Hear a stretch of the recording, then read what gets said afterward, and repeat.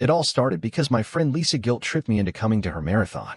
Not running it. Let's be clear, I was there purely for moral support, wearing sneakers only because I thought they looked sporty enough for the role of supportive friend number one. I packed a backpack with water bottles, granola bars, and a sign that said, "Go Lisa Go," written in fat, wobbly marker letters. I figured I'd clap a few times, hand her a Gatorade halfway through, and call it a day. That was the plan. What wasn't part of the plan was that I arrived late. Not slightly late. Not fashionably late. I mean full sprint from the parking lot, still peeling a banana late. By the time I made it to the course, the starting gun had already fired, and a sea of runners surged forward like a tidal wave of breathable fabrics and energy gels. I tried to push through the crowd to find Lisa, waving my sign over my head like a frantic traffic cop. But there were so many people, and suddenly the tape barriers funneled me inward. I found myself swept up between two very serious-looking women in neon compression socks. I tried to back out. I really did. But a guy behind me patted my back encouragingly and shouted, "You got this, man," before jogging ahead. And that's how I, a person who had once faked a limp to avoid gym class, found myself running the first half-mile of a marathon purely by accident. My sign flopped wildly in the wind, slapping me in the face every third stride. I figured if I just peeled off at the next corner, no one would notice. But the next corner came, and so did a crowd of spectators, cheering loudly. "For me." "You're crushing it, sign guy," someone yelled. Another person handed me a cup of water. I had two options: cause a weird scene by stopping dead in the middle of the street, or just go with it. So I ran. Not fast. Not elegantly. But I ran. I even smiled and waved once, purely because a little kid stuck out his hand for a high five, and I didn't have the heart to leave him hanging. That's when I realized I had a bib number on my shorts. I looked down. Bib number 3421. What the heck? Bib number 3421. I stared at it mid-stride, nearly tripping over my own feet. I didn't remember pinning anything to my shorts. I didn't even own real running shorts. These were my chill at the coffee shop and maybe jog if the mood strikes shorts. Yet there it was, flapping slightly as I jogged awkwardly along the pavement. A volunteer at the next checkpoint pointed at me and yelled, looking strong, 3,421. Strong was a generous word for what I was doing, which was a sad cross between speed walking and fleeing from an awkward conversation. I glanced around, trying to figure out how this had happened. Maybe when I pushed through the starting crowd, someone's bib had brushed off onto me. Maybe it stuck to my waistband when I squeezed past the water tent. I had no idea. I just knew that now I was officially numbered, and worse, officially noticed. There were photographers. There were race officials. And now there was me, sign guy, unwitting marathoner. I told myself I'd exit at the next water station. Quietly. Casually. No big scene. I didn't need to explain to anyone that I wasn't supposed to be there. Except, the next water station was another half-mile away. And by then, something weird had started to happen. My legs, while burning, hadn't given up. My breathing, while heavy, wasn't gasping for an inhaler bad. And the people around me were so encouraging, clapping, handing out bananas, ringing cowbells like we were conquering Everest instead of plodding through downtown. It was infectious. Against my better judgment, I started running with a little more purpose. By mile 2, I'd memorized the signs along the course. Pain is temporary, pride is forever. You're stronger than you think. Smile if you're secretly dying inside. That one got a real, heartfelt grin out of me. Somewhere between the fourth water cup and a weirdly emotional encounter with a man playing a tuba on the sidewalk, I spotted Lisa up ahead. Real, actual Lisa, running in her sleek gear, looking strong and focused. For a split second, I considered calling out to her. But what was I going to say? "Hey Lisa, I accidentally joined your marathon and now I'm 2.5 miles deep into an identity crisis?" No thanks. I hung back, letting the crowd carry me forward. Maybe it was adrenaline. Maybe it was the shame of having high-fived a dozen strangers. But somehow, I kept going. One foot after another. Forward. Relentless. Ridiculous. I wasn't just in the race now. I was part of it. By mile 4, things started to get weird in a new way. People weren't just cheering, they were chanting. "Let's go. 3,421. Let's go." I gave a sheepish wave at first, but the crowd roared louder, so I kept waving like I was in a low-budget parade. Some guy in a pirate hat handed me an orange slice.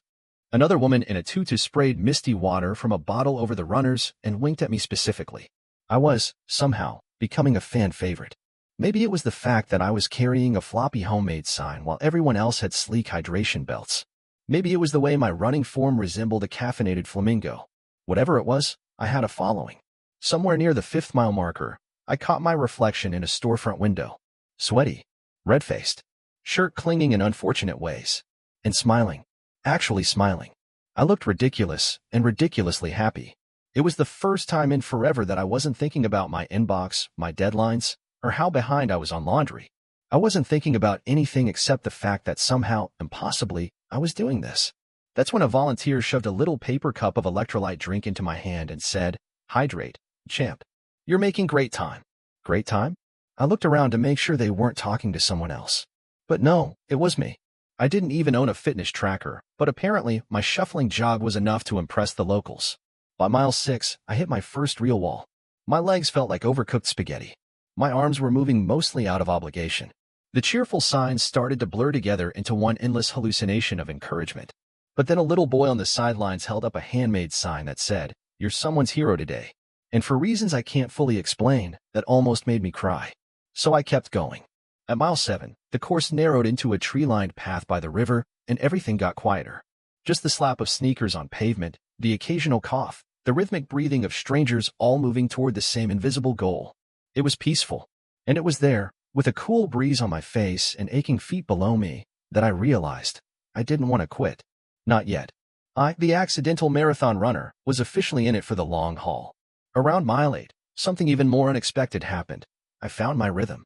Not the awkward stumble shuffle that had gotten me this far, but an actual rhythm, a real runner's rhythm. My strides evened out. My breathing smoothed into a steady in-out pattern.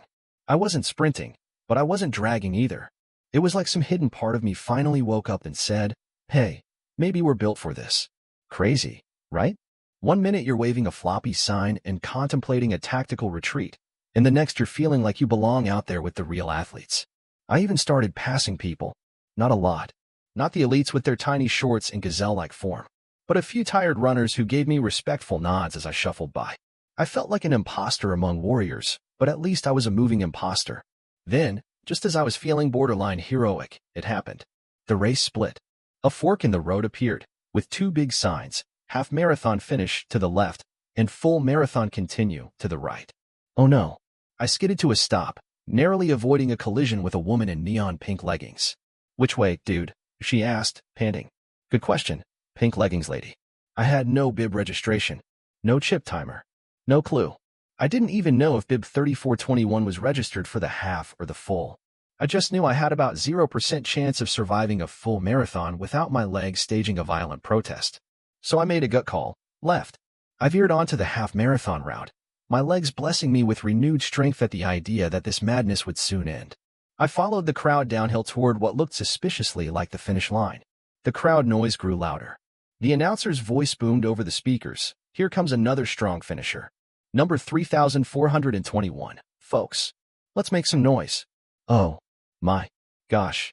I picked up my pace, my floppy sign now barely hanging together by stubborn will and duct tape. Spectators along the barrier clapped, whistled, waved balloons.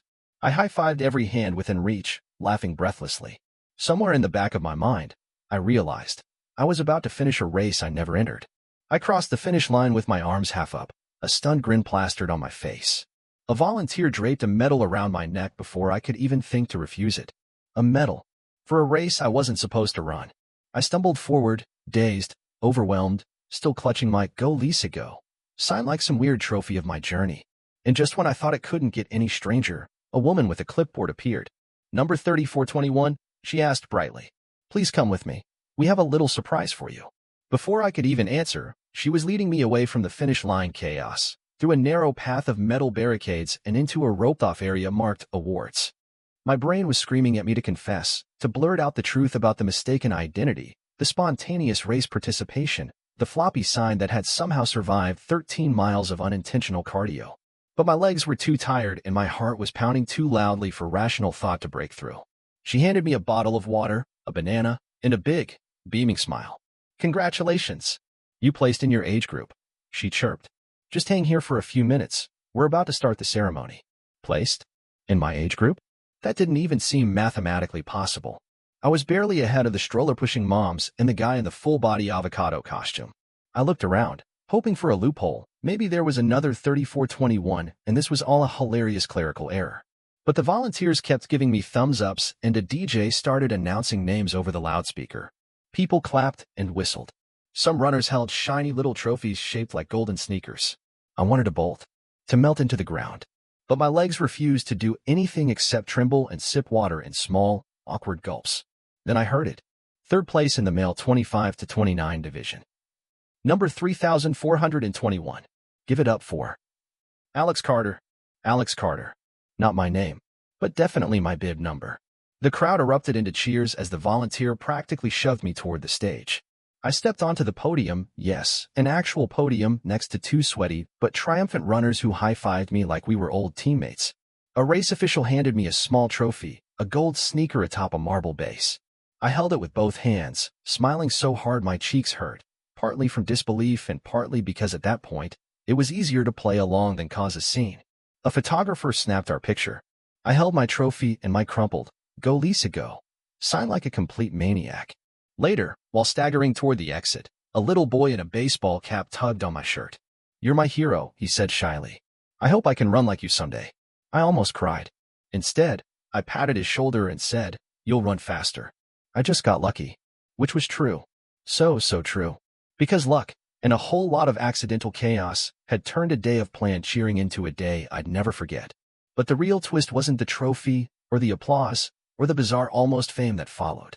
The real twist was still waiting for me at the reunion tent. I shuffled toward the reunion tent, my medal swinging against my chest, my tiny trophy gripped tightly in one hand, my battered, "Go Lisa go" sign in the other. My legs moved automatically, fueled by equal parts adrenaline and confusion. Runners and their families swarmed the tent, laughing, hugging, clutching bottles of Gatorade like liquid gold. It smelled like sweat, sunscreen, and victory. Somewhere in the crowd, I spotted Lisa, sitting on a folding chair with an ice pack on her knee and a huge grin plastered across her face. She looked up, caught sight of me, and her mouth fell open. "You're alive," she shouted, jumping up and limping toward me. I nodded, still slightly dazed. "You ran?" she asked, incredulous. "Sort of," I said. "And, you got a trophy?" I held it up like Simba and the Lion King. A few people nearby clapped politely, probably assuming Lisa was my proud sister or partner or training buddy, and that this was some heartwarming moment of shared athletic triumph. Lisa just stared at me, wide-eyed, then burst out laughing so hard she had to sit down again. "You were supposed to hold a sign, not win a division," she wheezed. "I know," I said, finally laughing too. I got swept up. I tried to leave. There were too many cowbells. We recapped everything between gasps of laughter, how I'd stumbled into the start line, how someone must have accidentally stuck a spare bib to my shorts, how the universe had decided today was the day I would unknowingly fake my way into athletic glory. People nearby listened, chuckling along, clearly thinking it was a charming story. Which it was. If you ignored the part where I could technically be accused of race fraud. Lisa wiped her eyes. "You realize you're basically a legend now?" I shook my head. "I realize I need to ice my knees immediately." We sat there, catching our breath, sipping free sports drinks, and watching the sun dip lower over the finish line. I felt sore, exhausted, and happier than I had in months. Not because I had a medal or a trophy, but because somehow, in one ridiculous, sweaty afternoon, I'd reminded myself that life was a lot more fun when you stop worrying about how you look doing it. Just as I leaned back, ready to enjoy the sunset, an official-looking man with a clipboard approached. "Excuse me," he said, glancing at my bib, number 3421. I stiffened. Lisa sat up straighter. "Yeah," I said, voice cracking just slightly. "We need to verify a few details for the official race results," he said. "Mind stepping over here?" Lisa gave me a wide-eyed, slow-motion shake of her head. "Don't do it." But I stood up anyway, because sometimes you have to face the music, even if you're still holding a sign with someone else's name on it. I followed the clipboard guy, my legs moving stiffly, every step screaming at me to turn around, to disappear into the crowd, to fake a hamstring injury if necessary. Lisa stayed behind, mouthing silent prayers, or maybe just silently laughing. Hard to tell. We wove through the bustling reunion tent and into a smaller, roped-off area with a pop-up table covered in laptops, medals, and clipboards. It looked like a pop-up DMV for exhausted athletes. A woman in a race staff jacket looked up as we approached. "Number 3421, clipboard guy announced." The woman smiled at me warmly. "Hey there. Great run today. We just need to double-check a couple of things before we finalize your results for the leaderboard." Leaderboard? My heart rate, which had barely calmed down from the race, rocketed back into dangerous territory. "Name?" she asked. This was it. The moment of truth. I considered, for one desperate heartbeat, giving a fake name. Something close enough to my real name to sound plausible, but different enough to match whoever was actually supposed to be wearing bib 3421. But then I thought about the little boy who'd called me his hero. About Lisa, who was somewhere behind me still laughing but also somehow proud. About how good it felt to finish something, even by accident. So I cleared my throat and told the truth. My name's not Alex Carter, I said. It's not whoever's registered to 3421. There was a mix-up. I wasn't actually signed up for the race. Clipboard guy blinked. The woman tilted her head. The volunteer next to her stopped typing. Silence. For one horrible second, I thought they were going to confiscate my trophy and rip the medal from my neck like a disgraced Olympian. Then the woman laughed. A real, hearty laugh. Well, that explains a lot, she said. We were wondering why there was no matching photo ID with your bib pickup. Clipboard guy grinned. Honestly, happens more than you think. Especially at big races like this. I stared at them. So, I'm not in trouble? Nah, the woman said, waving it off. Worst case, we'll just list you as an unregistered participant. No harm done. No harm done, clipboard guy repeated. But you do have to return the official trophy. Sorry, man. I nodded, oddly relieved. Fair was fair. I unwrapped my fingers from the little gold sneaker trophy and handed it back. It glinted once in the sunset light before disappearing behind the registration table. But then, the woman dug into a different box under the table and pulled out a smaller medal, a shiny, playful one that read Spirit of the Race Award. For improvising like a champion, she said, handing it to me. And for the second time that day, I found myself grinning like an idiot in front of a crowd of cheering strangers. I walked back toward the reunion tent, my new Spirit of the Race medal swinging proudly against my chest, feeling lighter somehow. I might have lost the fancy trophy, but what I got instead felt a whole lot better. I had an actual story now, one that didn't end in disaster, or embarrassment, or being chased out by angry officials.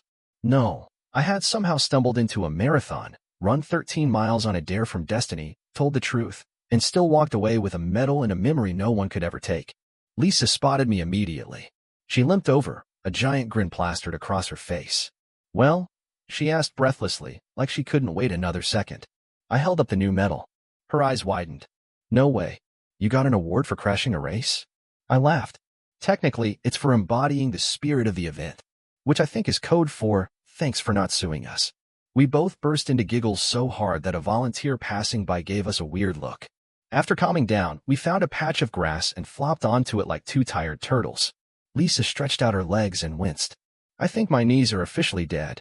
Mine surrendered back at mile 7, I said. We lay there, letting the late afternoon sun bake into our bones, just happy to have survived. Around us, families packed up folding chairs. Volunteers pulled down the finish line banner. Kids chased each other with deflated balloons. Life, messy and beautiful, going on. Lisa turned her head toward me. You know you have to keep that medal forever, right? Oh, I plan to, I said. I'm going to frame it. Maybe put it over the fireplace. You don't have a fireplace. I'll build one. She laughed again, the sound mixing with the distant hum of food trucks and car radios. A breeze ruffled the crumpled remains of my Go Lisa Go sign, which I still refused to throw away. Somehow, it felt important now. A reminder that sometimes showing up for someone else accidentally makes you show up for yourself, too. Just as we were packing up to leave, an older man wearing an official race jacket approached. He had a clipboard under one arm and a mischievous smile. Hey, you're the guy who ran with the homemade sign, right? He asked. I braced myself. Was this the moment they realized I had caused some massive logistical nightmare? Yes, sir, I said cautiously. He chuckled. Good. We're launching a fun run next month, shorter course, costumes encouraged. We'd love for you to be our official starter. You know, give the first signal, wave the flag, that kind of thing. I blinked. You'd basically be the honorary face of the event, he added. The sign guy. The sign guy. I looked at Lisa, who was nodding vigorously. I turned back to him, grinning like a man who had fully embraced his ridiculous destiny. I'm in. The day of the fun run arrived with perfect weather, sunny, breezy, and the exact kind of cool that makes you believe you could jog forever if necessary. I stood near the starting line, holding a giant checkered flag, wearing a bright orange volunteer vest, and, of course, clutching my now iconic Go Lisa Go sign. They had asked me to bring it. It had, apparently, become something of a local legend. There were a lot more people than I expected. Hundreds of runners in costumes, superheroes, animals, someone dressed as a giant slice of pizza. Kids zipped between adults, parents adjusted goofy hats, and volunteers in matching shirts hustled to get everyone lined up. A woman with a clipboard and a headset ran up to me. "Hey, sign guy. Ready to kick this off?" "Born ready," I said, heart thumping not from nerves this time, but from excitement. They announced me over the loudspeaker. "Please welcome the honorary starter of today's fun run, our own sign guy, Spirit of the race winner." People clapped and cheered like I was someone important, like I was an actual part of something. And weirdly, I was. I stepped up to the starting line, flag in one hand, sign in the other. I looked out over the smiling crowd, people of every age, shape, and size, all buzzing with that contagious energy of beginnings. "On your mark," I called out, grinning so hard it hurt. "Get set." I waved the flag dramatically overhead. "Go." The crowd surged forward, a happy, colorful wave of pure chaos and joy. I hooped and waved my sign like a maniac, high-fiving runners as they streamed past. The air filled with laughter, the slap of sneakers, the rustle of tutus and capes. Lisa jogged by in a giant inflatable unicorn costume, giving me a thumbs up. I laughed so hard I nearly dropped the flag. Once the runners had all zipped off down the course, a few volunteers, and I started cleaning up the starting area. I folded my sign carefully, tucking it under my arm like a prized artifact. "Great job out there," said the older man who'd invited me. "You've got away with people." "Thanks," I said, still catching my breath from the pure adrenaline rush. He leaned in conspiratorially. "You know, we've got another event next month. Bigger race. Bigger crowd. We'd love to have you do the starting ceremony again." I blinked. "Me? Again?" "Absolutely. You're good luck. Plus, people love you." It was surreal. A month ago, I was a guy showing up late to cheer for his friend. Now I was an unofficial mascot for an entire running community I didn't even know existed. I thought about it for half a second, then nodded. "Count me in," I said. Because sometimes life doesn't hand you a script, it hands you a random sign, shoves you onto a race course, and dares you to figure it out on the fly. And sometimes, you find out you're better at running with it than you ever imagined. Word spread faster than I expected. Apparently, being sign guy was now a thing. Photos from the fun run went up on local community pages, and by the following week, a reporter from a small neighborhood magazine reached out. Subject line: "We'd love to feature your story."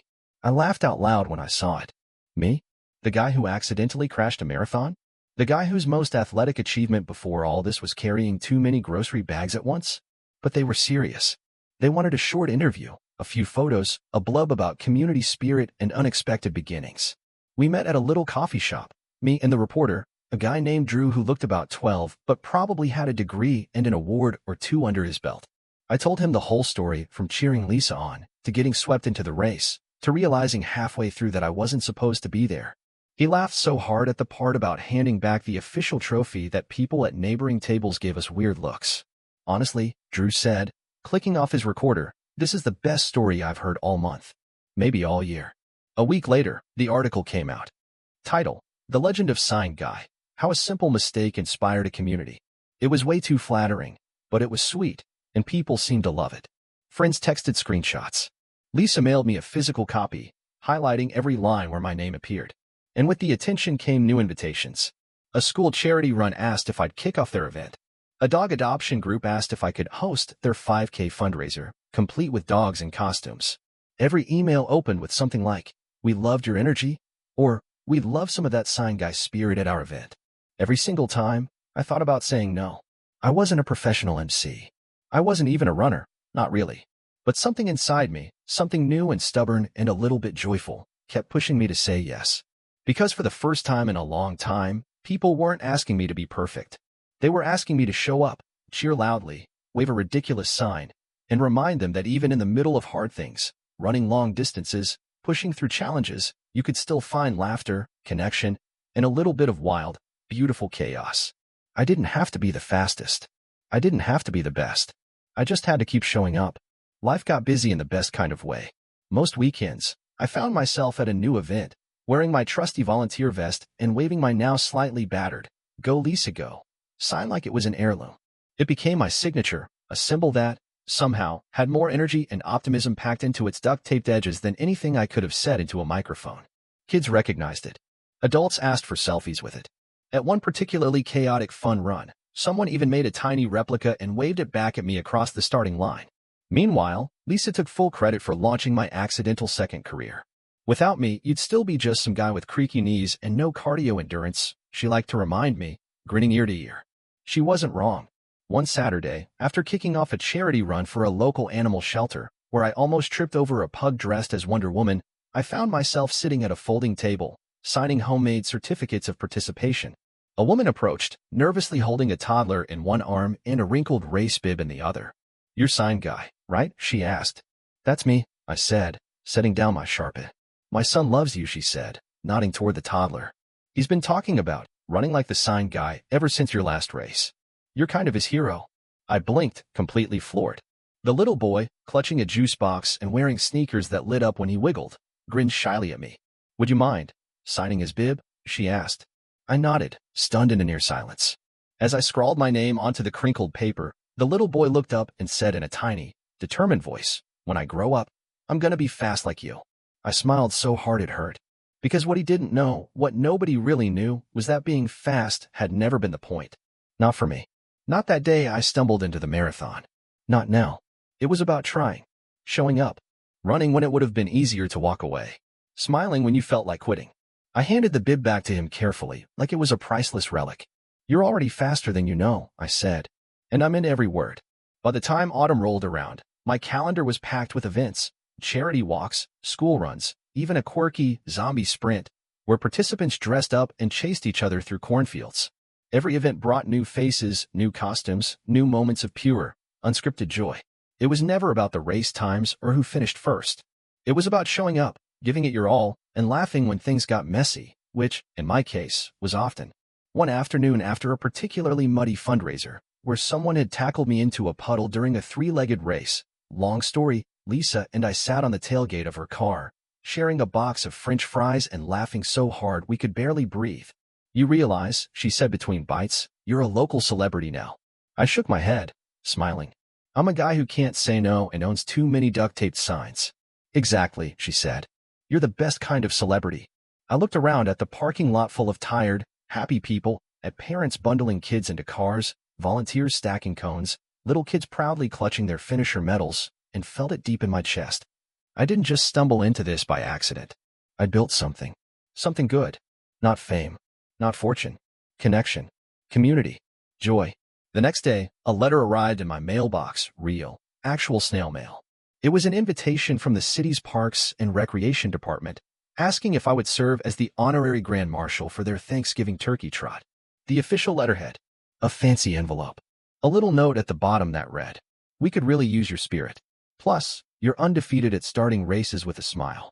I stared at it for a long time, feeling that familiar rush of disbelief and gratitude. I grabbed my marker and an old piece of poster board.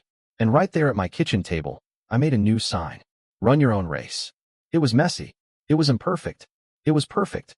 Because in the end, the real race wasn't about beating anyone else. It was about showing up for yourself, and maybe, if you're lucky, making a few people laugh along the way.